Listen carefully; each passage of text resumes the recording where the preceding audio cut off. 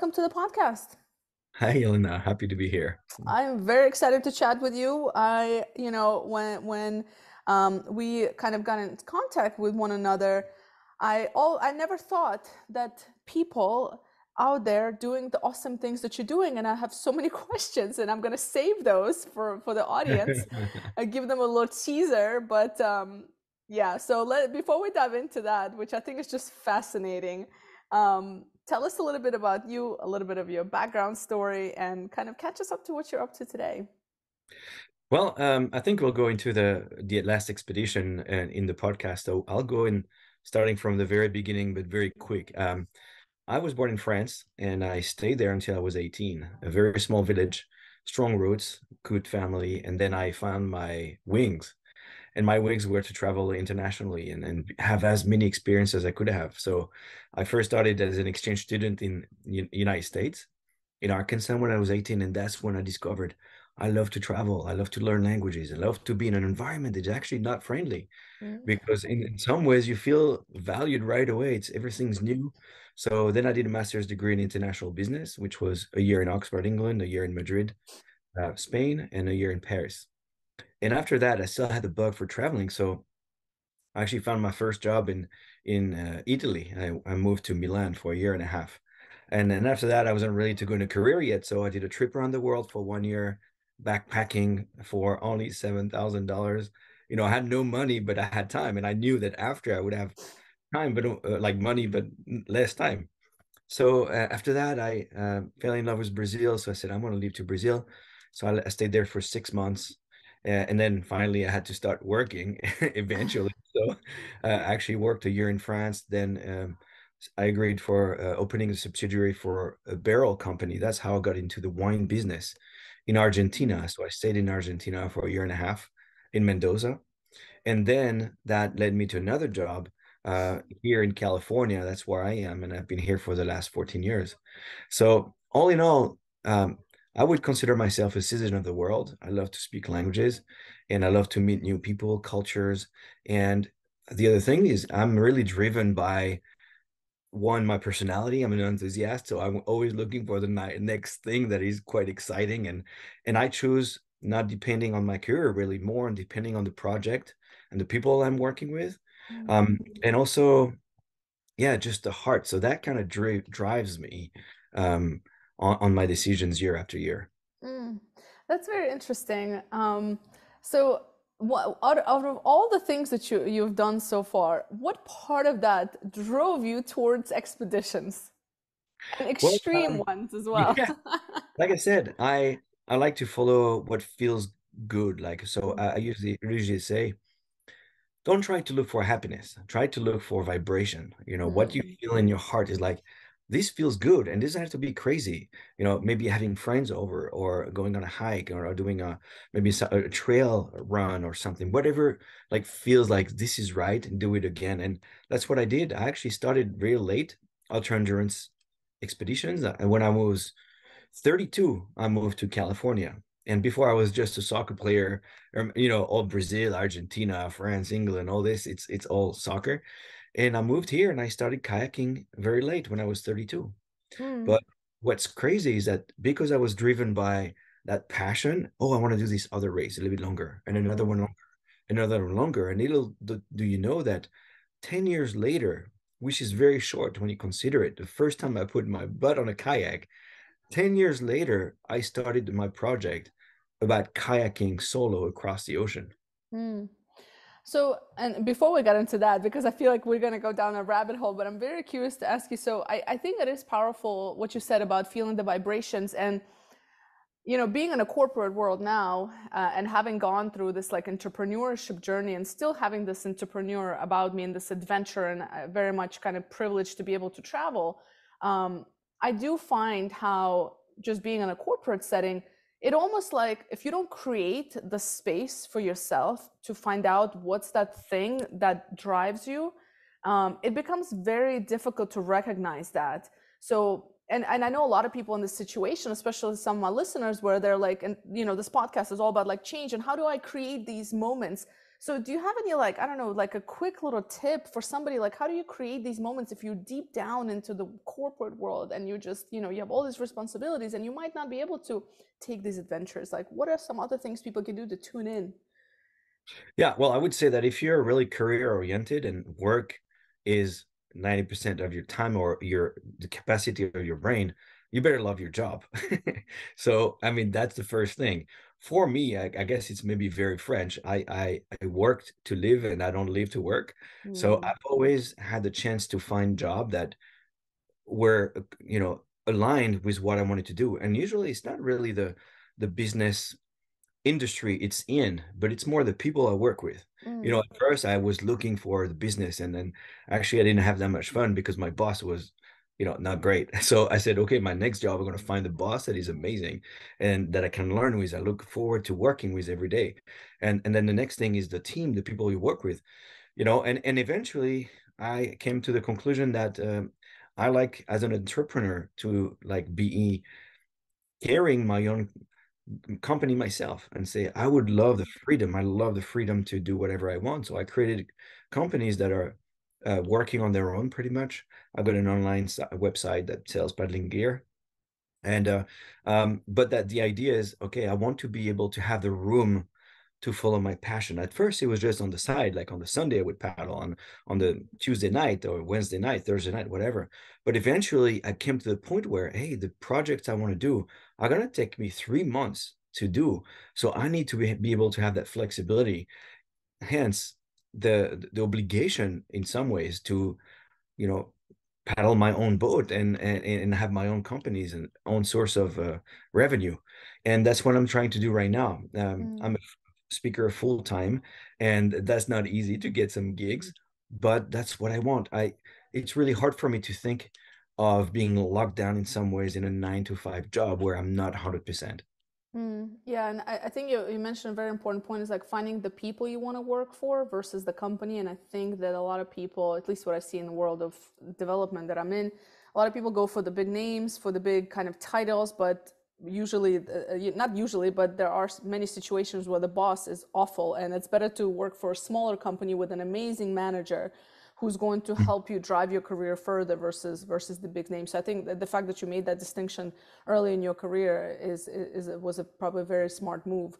And now you're kind of building up this career, this speaking career as well. And I think you have a story to tell, which is why it makes it so powerful, because you have truly done something that is significant, that forget about the physical aspect of it, Mhm. but to go from, it was California, right, to Yeah. Hawaii, right, Yes. in a kayak by yourself. Is that correct? Is that what you Yeah. did? And Yeah. so again, I want to know the physical, what did it take? And more importantly, the mental. Why? Right. Why did you want to do that? And then what kept you going? Because I'm sure when you were like halfway through Oh through the yeah. ocean, you're like, probably not a great idea. I need to get out of here. Who do I call? Call a friend. So Right. let's start with the why. Well, at the beginning, I just started with smaller races and then just incremented my thresholds of longer and Mm, longer races was just higher every time. And 6 years ago, I did the same crossing from California to Hawaii in a rowing boat. We were a team of four, and that was the first time I was out there on the ocean. I really loved it. It was really hard, but I loved it. And I felt alive on the ocean. I felt after those 39 days, we got the Guinness record, which was a chair on the top, but the mm, life experience was just great. And to give you an idea, so ocean rowing crossing, there's been about 800 of them in the history of ocean crossing. 230 of them are on a solo, right? In kayaks, which is a different boat, it's not a rowing boat where you go sculling backward. It's kayak is a two-sided blade, and then you go boom, boom. There's only been 4 people that have done that. So there's more people that have gone to space than people that have crossed ocean in a kayak. And I think that that's really special. What I like about it is nobody can stop me. Here's what I mean. If you want to be a pro basketball player, right? Or a pro singer or a pro whatever, like painter, then and make a living out of this, you're gonna have to show that you have skills in basketball, right? And they're gonna say you're not mhm, good enough. Bye. So your dream is just off the map by somebody else's decision. Mm, Now, crossing an ocean is my boat, is my adventure. Like if somebody wants to tell me you can't do that, I can still do it. I can still prove my worth. So I thought it's like the best project to go after. Uh, mm, but the why, it's hard to say. I think it's part of my personality where I really love to enjoy adventures on my own. I love to feel what it means to be alone on the ocean. I want to feel what it is to push the pier off mm, and say goodbye to everybody with risk involved. And yeah, completely alone for 90 days, not standing up for 90 days. Having to eat, freeze-dried meals, being cold and wet sleeping bag, like embracing the hardship so that when you arrive, then you feel the joy and the, immensity of emotions. mm. Um, but it was not a given because first, like I said, not a lot of people have done it before. So there's no blueprint. There's a lot to learn, there's a lot to create. So I had to be an entrepreneur of my own project, Yeah. and invent. But it's rewarding. And like throughout my career, I've always been able to turn what I've decided to do in the positive, right? Because somebody could say, well, okay, and let's say in 3, 4 years, I want to look for a job. They say, well, you went on the Pacific. What am I to know that you're not going to quit my job and go? Like you did a trip around the world when he's 25 years. Okay, so you're going to quit your job to go travel again? And what? That's not the right people to hire me. If I find that guy who's the right boss, he said, this Mm-hmm. is amazing. You did something amazing. I congratulate you for this. I want that kind of personality in my team. You know, always people are like, well, if I take care of and do really what I want to do, let's say you want to go all South America with your 2 kids on a camper van, you're going to think, well, what are people going to think of it? Don't think, do it. If Mm-hmm. it's driven by the right reasons, the right why, when you come back, you're so enthusiastic. You could sell it to not everybody, but to the right Yeah. person. Yeah, no, absolutely. Listen, I think that you're spot on. If somebody's gonna have that perception about somebody who was willing to take that chance, I see it as, and again, this is why I think you would like a top speaker, because there's so many speakers out there that don't have, okay, not to crush anybody else's dreams. Everybody has a story, but personally, my personal preference, when I hear story, for me, it's overcoming the fear, overcoming your own mindset, which is so difficult. It's one thing to make it in a business world.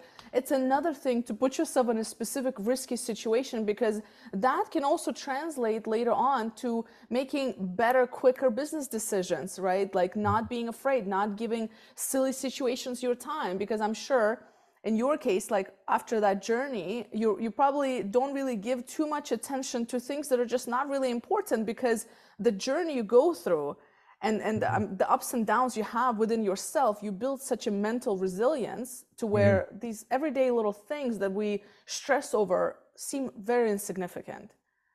Oh, totally. And then just to be able to do the adventure, you have to clean Yeah. your life in such a way that, right. So imagine your 90 days was pretty much just, one satellite phone for your land support. Mm. It, there's no email, no social media, no No, calendar, no podcast, no nothing. It's just you just and the you. ocean. Yeah. So, you have to be able to, clean your life in such a way you can make that 3 months period so you could go on your adventure. So Mm. it's really not easy. Yeah. Not everybody can do it or is willing to do the sacrifice for it. Yeah. Everybody wants to do. I'd like to go on a sailboat around the world. I'd like to live in Argentina or in France. I'd like to learn something. Okay, well, if you want to do that, anybody can do it. Here's what you have to do. You don't have to quit your job, find a job in Argentina. You have to learn Spanish. You have to, find a way to make a living over there or have enough money. Oh, yeah, and there you go. The dream goes away. There's, if you're passionate enough and then you find the vibration, like I was saying earlier, then all those sacrifices are not sacrifices anymore. You wake up with that fire at 4 o'clock in the morning. I was making spreadsheets and I need to do this and that. How do I do this? It's like that's the best. Yeah. It's this intensity of life that I wanted and I wish for everyone. Mm. I think a lot of that's underlying, root cause of why people don't want to do certain things. Like when they see that list of everything that they have to get done, it's more of a fear because they're afraid of failing ultimately. So if you get to the root cause, a lot of it is fear. Mhm. And to me, by the way, so something you don't know about me, obviously, but not many people do. I don't have many fears, but one of my biggest fears is the ocean. I had an experience when I was a kid, two Oh wow. experiences. When I was a kid, I got caught in a wave that pulled me in back. I don't know what my parents were doing. God bless them, they're great parents, but they somehow missed me and I almost drowned. So, experience number one. Experience Yeah. number two, I was on a cruise ship with my father going from Sweden to Finland or vice versa. So, in the Scandinavian up there.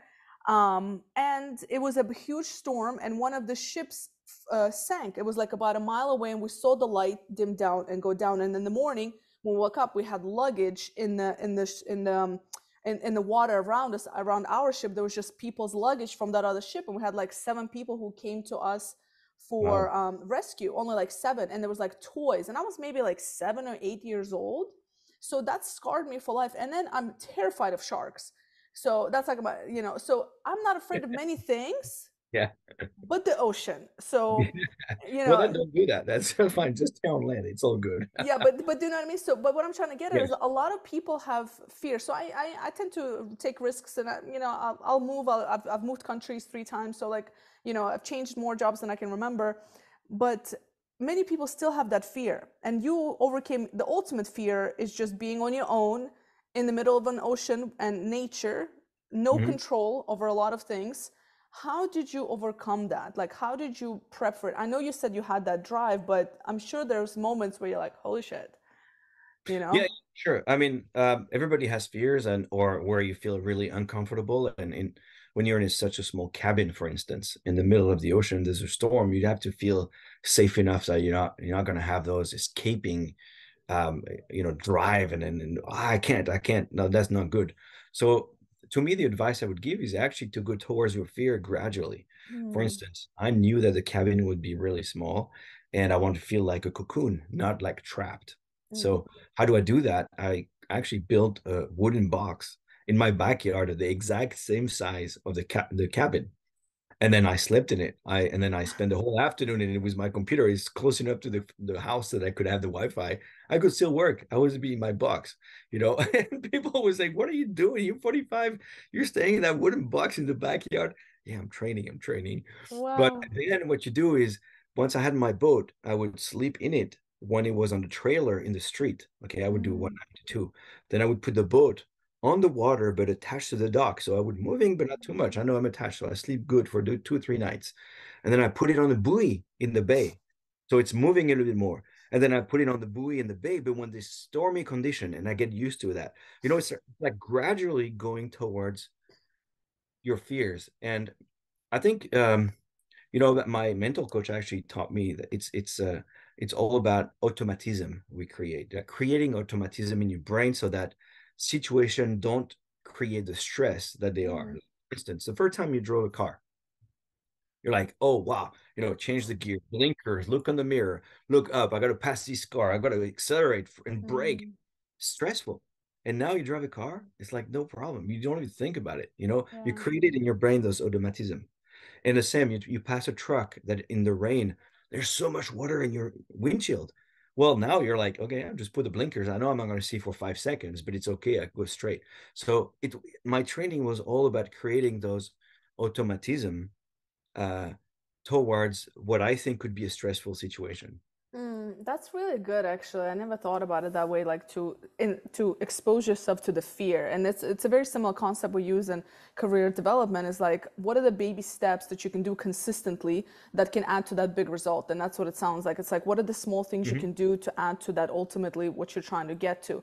So I love that. It's like the small habits, which I feel every time I talk to people, I feel like that's the approach for a lot of things. Just Exactly. Yeah. little small habits daily, or consistently, weekly, whatever makes sense. That's really interesting. So you had a mental coach. What are some things, I guess, that you try to prepare yourself for? Um, Well, here's what I would say on the mental side. I Mm. actually tried a lot of different techniques. I had the beginner's mind where I'm okay to try anything. I know it's going to be stressful mentally, 90 days alone, not seeing anybody. So I said, okay, what can I try? I tried Zazen meditation. I Mm-hmm. tried the Wim Hof techniques where I would go into cold water, Yeah. to get used to breathing properly and cooling, cooling my mind to the stress. I did even hypnosis with a guru. I was in India for a Mm-hmm. week, did a yoga retreat, and this guy, Agyat, said, Cyril, you should try hypnosis. So I listened to him, let's try it. And I came down the next day with a list of 20 sentences of ideas that I wanted to ingrain in my unconscious. Then he put me under hypnosis, read those, during the whole session, recorded it, and then every week I would listen to it until I would go. And it's such things like you are doing it, you are not alone, your mind is powerful, things like that. Mm. I tried just about everything that is possible because I'm a beginner. Yeah. What worked? What was the biggest one that Well, I worked mean, for I you? think the hypnosis worked. It's hard to say, but the day before I left, Mm-hmm. I was uh, waking up in the morning before I left, Mm-hmm. and my fiance says, "Cyril, you were speaking in your sleep." "Oh, yeah, really?" And he said, "I'm doing this." I can do Yeah, it. no, I'm doing this. Ah, Well, that worked, but I think it's a little adds things that add up. Maybe the Wim Hof, yeah. being in the cold water, I got accustomed to being uncomfortable. Uh, Mm. maybe the Zazen meditation helped me, acknowledge my thoughts and then let them go. That's the meditation in general. But then it also helped me to be self-aware at all times where I was mentally, but also emotionally. And if I was in overdrive in terms of thinking too much, all these things. I think they add up. There's not one solution fits all. And in Mm-hmm. fact, there's so many different personalities that can do anything. You could cross an ocean. You will use different tools, the ones that Mm. are, linked to your personality, your way of thinking, your history, your filters, etc. I use mine. And yeah, just invite people to try their own thing. Mm. How has it changed you? Um, Here's what I would say. In the middle of the Pacific, it's actually the trip took me 90 days and I thought it was going to take me 70. That means I reached halfway point at 50 days instead of 35. And then I reframed the trip that to make it okay in my mind. Instead of saying I'm going to cross to Hawaii, I'm going from Monterey to Hawaii in a kayak. My new reframing was I'm going to enjoy the day-to-day Mm. of the trip, the journey to get to Hawaii. So then the emphasis was not in getting to Hawaii, like it's too long. It was just Mm. I'm there already. This is what I want to do. I want to enjoy the waves. I want to enjoy the mahi mahi and the birds and the sky. And Mm-hmm. so that changed me because I started to be much more in a spiritual place Mm. where I was where I was supposed to be. And that's what they teach you, in Buddhism and all that. It's like Yeah. presence. The past did not matter because it already passed. The future doesn't matter because it's not here. So just the present. And then I created some thought process all day. I was thinking of not new things, but concepts that they teach you in retreats and Mm. like monks to come up with this, where it's about love, it's about fraternity and all this, but in a very intense way. Like I Mm. understood that love is the solution for the world, like Mm. literally, it's crazy. But so I wrote blogs about this, and I think in the end, I'm still the same person I was before. Mm-hmm. But and those values that I had about love, fraternity, etc., I had them before. Mm. They were revealed in my trip in such a way that now I decide to live them more intensely for the next 45 years. Mm. What has been the scariest point? Was there scary moments? Yes, of course. I mean, there's always scary. I think I did the first attempt. I left from the Golden Gate, and after 7 days, 6 days actually, sixth Mm. night, I had to be rescued by the Coast Guard. I had issues Mm. with sea anchor, which is what we use, some sort of parachute attached behind the boat to, enable you to be perpendicular to the waves. So you're Mm. riding, and it got an issue. So it went parallel to the waves. It was dangerous for my life. So I decided to be rescued. Um, and that was scary. But it's a learning moment where I had done the crossing on a rowing boat 6 years prior. I Mm-hmm. had talked to all the four people that had done it before. I read all the books and listened to the podcasts about ultra endurance until you're in a storm. in conditions that you have never lived before. You can read all you want. It doesn't matter at all. Mm-hmm. It's the experience. So again, I guess the champion's mind is to say, well, this is not a failure. This is the way to learn. And then how can I learn from this? How can I change in my training? So yeah, there were fearful moments, but Mm. um, we're still here. So Yeah. No, I'm just so terrified of the ocean. So I'm like, how did you do it? I don't even want to go on a cruise anymore. Like I remember one time my parents were like, let's go on a cruise. And I went on a cruise and I was like, oh, I just uncomfortable. It was the whole time. I was just uncomfortable. I was yeah, like, I want to go back to land. Can I see land? Can I swim to it? Like that's like, I need to see land. So anyway, so that's why I'm just like, how did you do it? So, and that's what I very much appreciate about your story, because again, in this day and age, especially, everybody's talking about something, everybody is training on something, but have they actually done it? And to your point, right? Like you can read all the books in the world, but unless you're actually a practitioner, right? And you're a very unique one because there's only like a few of you that actually practiced and been in those situations, right? But um, and that's why I think it's just like very powerful, and it's interesting to hear, because I'd rather hear from somebody like you, right? To like, because again, I very much appreciate the mindset that it takes, and the determination and all these things. And I can tell you, in the world of talent development, that's what we miss today as individuals: is that mindset, is the right mindset, the right drive, the being able to find your passion, the seeing through something that, even though the first attempt didn't work, you still went out there. You could have yeah, quit. So, and all of that can be easily implemented in the corporate world, right? It's how do you create these mini habits every day, you know, from learnings from the ocean, I guess you can say. So I think that's really, really interesting. And so, what is the first thing, I guess, you thought about when if you remember, when you got there, when you got to Hawaii? well, the day before I got there was really a bittersweet moment. It's Mm, actually funny because it was so long. It was 90 days. The one thing I wanted to do was to get there and see all the loved ones that came from France, that flew from California, this, loved ones. And on the other hand, it was still, wow, my adventure is done. My 90 mm, day, you know, uh, life-changing adventure is ending tomorrow. mm, My world of 23 feet long, 7 meters, mm, and infinite ocean and my birds and all this is going to be over. So it's a bittersweet, but in the end, there's every good things have an end. I was happy to get there, happy to go back to the comfort of land. mm, Simple things like just a hot shower, just turn it on and shower coming out. Yes, yes. You don't have to pump for 2 hours to make water.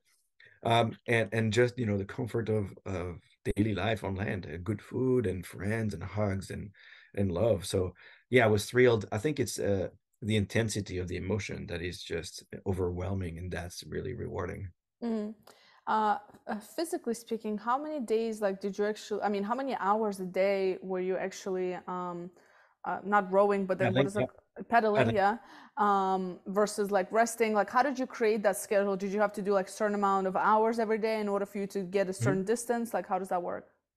Yeah. So when you're solo, and in my case, that's what I decided is not to paddle at night at all, just for safety. At night, you don't see really well, especially if it's cloudy. Mm-hmm. It's really dark, and you don't see the waves coming. And because my boat is so close to the water, any waves, if I don't take it at the right angle, could swamp the cockpit. So I decided not to paddle at night. I would paddle only during the day, and the rhythm was just the sun. Sun goes up 6 a.m.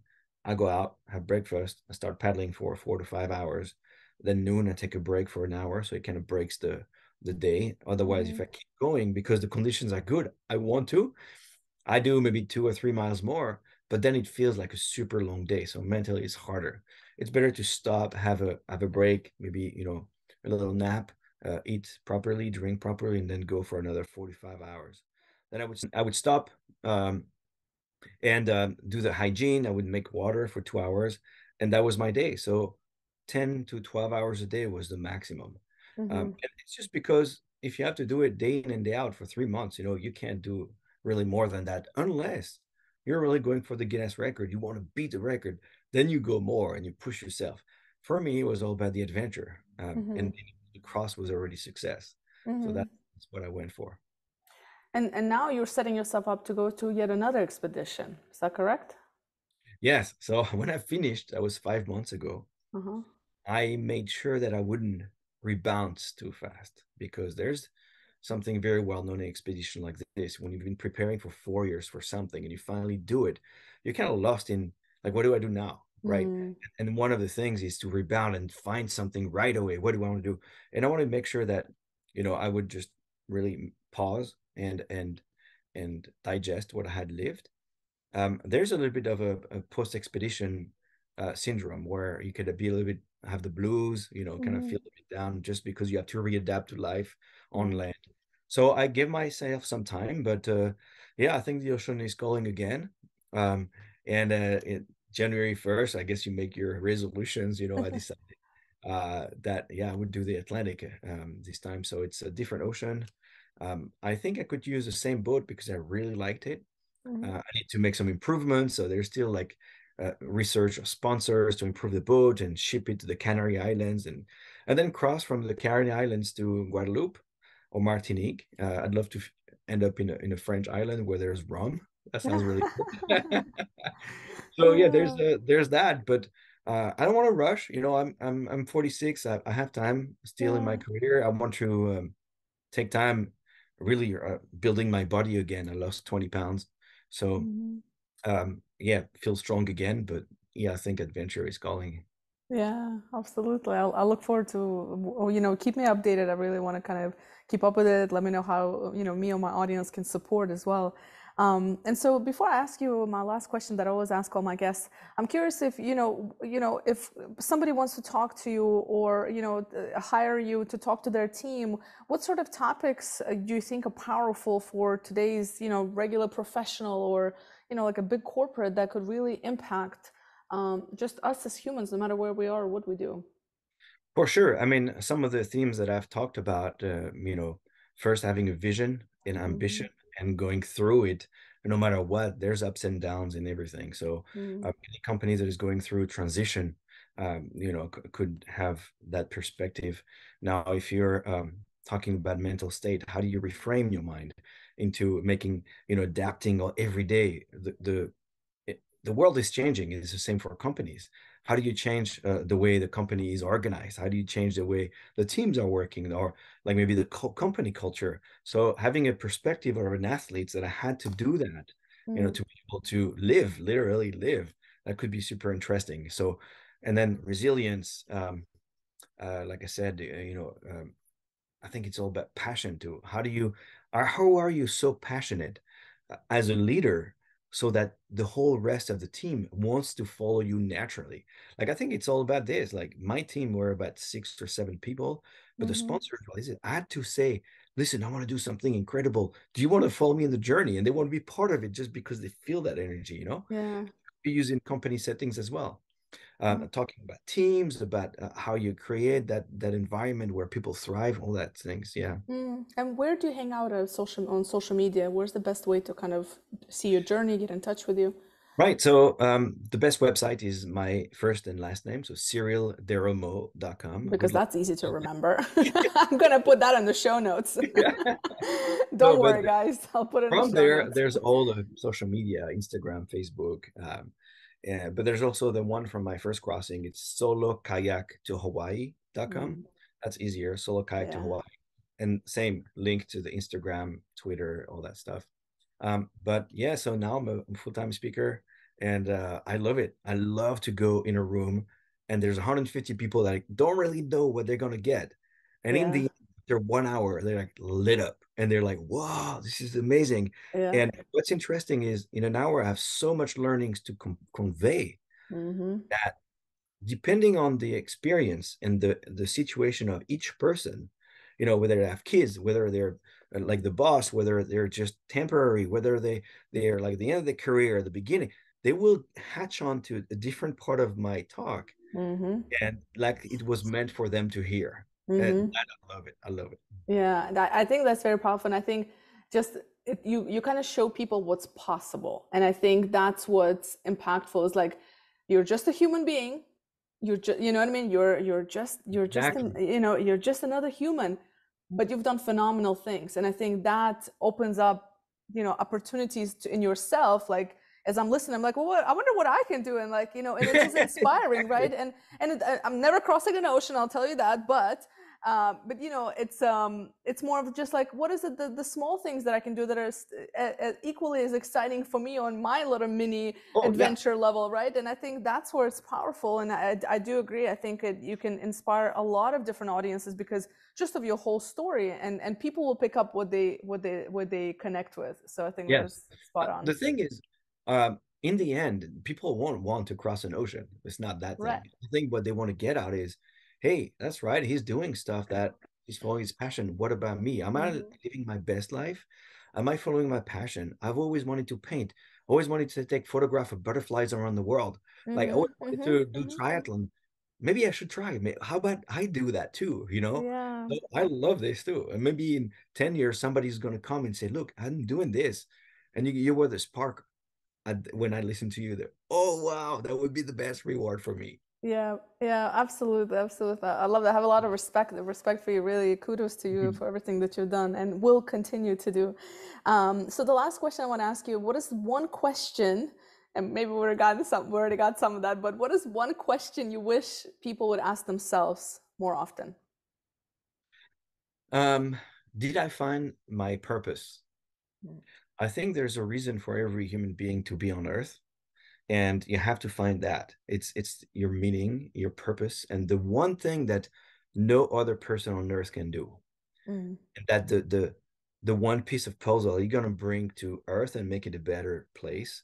What is that? Have you found it? Like your one quality that nobody else can do. Maybe write a scientific paper, maybe paint, maybe do music, mm, maybe just have a beautiful family or work in your community. What is that one talent that you have? It's a long question, but mm-hmm. did you find your purpose? Mm. I love that. Did you find your purpose? Well, to our audience who are listening, I hope you spent some time thinking about it. And Cyril, thank you so much for your time and for sharing your story. Again, much respect to you, and I look forward to following your journeys. Oh, thank you so much, Elena. It was a pleasure to be on.